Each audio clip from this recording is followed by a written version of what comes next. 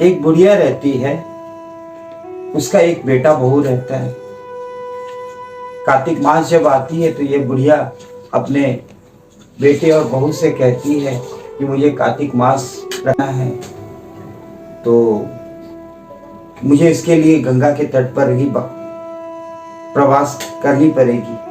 तो बेटा कहता है कि ठीक है माँ, और अपनी पत्नी से कहता है कि माँ जब जाने लगे तो उसे 30 दिन के लिए 30 लड्डुएं बना के दे देना।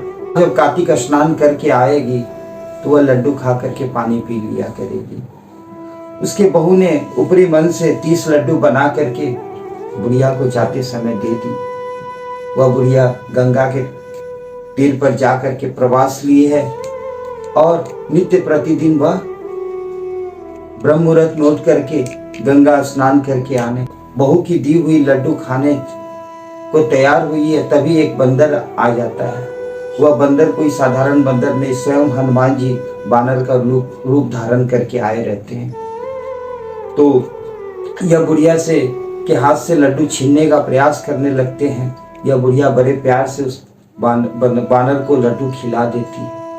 अब यह नित्य का क्रम हो जाता है और 30 दिन तक, मतलब पूरे मास पर, कार्तिक मास पर्यंत यह बंदर नित्य ऐसे ही सवेरे आवे और बुढ़िया जब स्नान करके लड्डू खाने जावे तो वह उसके हाथ से छीनने लगे और बुढ़िया उसको लड्डू खिला देवे बड़े प्यार से।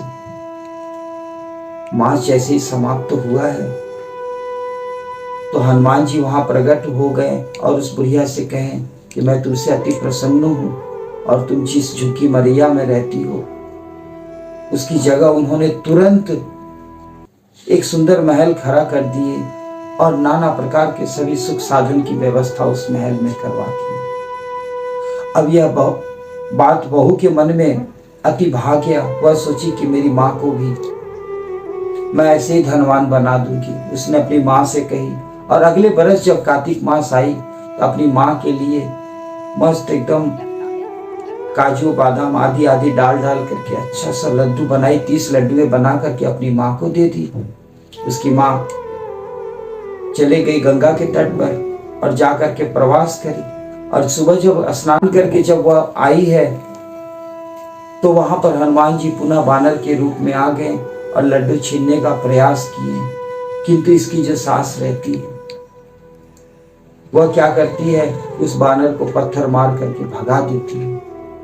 नित्य हनुमान जी आवे और नित्य यह बुढ़िया लड्डू कहे कि एक ही तो लड्डू खाना रहता है, उससे मेरा ही नहीं गुजर हो पाता है, तुम कहाँ से चले आता, ऐसा कह करके उस बानर को भगा देती। मास जब समाप्त हो गया तो हनुमान जी पुनः प्रकट हुए इस बुढ़िया के पास भी और कहे कि देखो तुम्हारा जो व्रत था, अनुष्ठान था, तुम्हारे अनुष्ठान से कार्तिक देव प्रसन्न नहीं हुए, इस कारण तुम्हें वह नहीं मिलेगी जो तुम्हारे समधिनी को मिली। और उन्होंने कीचड़ कचरा सब कुछ उसके मरैया में भर दिया। तो कार्तिक मास से, कार्तिक देव से हमें यह प्रार्थना करनी चाहिए कि जैसे उस बुढ़िया को धनोधान्य किया वैसे सभी कार्तिक मास के व्रत के अनुष्ठान करने वालों को भी सभी मनोरथ पूर्ण करें। हरे कृष्ण।